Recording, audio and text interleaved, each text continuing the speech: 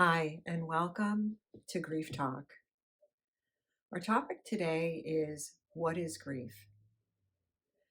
Grief is the natural reaction to loss. You might feel sad, angry, depressed, feel like crying a lot. I'm Sue Andersen from Sue Andersen Yoga, and I help people who've experienced loss and are grieving through yoga and movement. So, grief is the natural reaction we as humans have to loss. But what is loss? Many of us might think about loss as losing someone, a person, maybe even a pet. But loss can be loss of a marriage, you're going through divorce. Loss could be loss of normal life.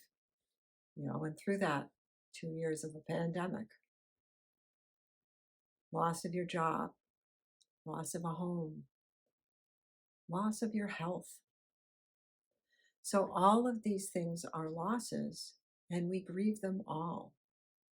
But the process and how we grieve is going to be different. It's going to feel different depending on what the loss is. The intensity of that grief is going to be different. Grief is that internal response to loss. Mourning is the external response to loss. So you might think about people that are at a funeral. Maybe somebody who's speaking at a funeral is very emotional. People that are at a graveside service might also be familiar with mourning traditions from other cultures.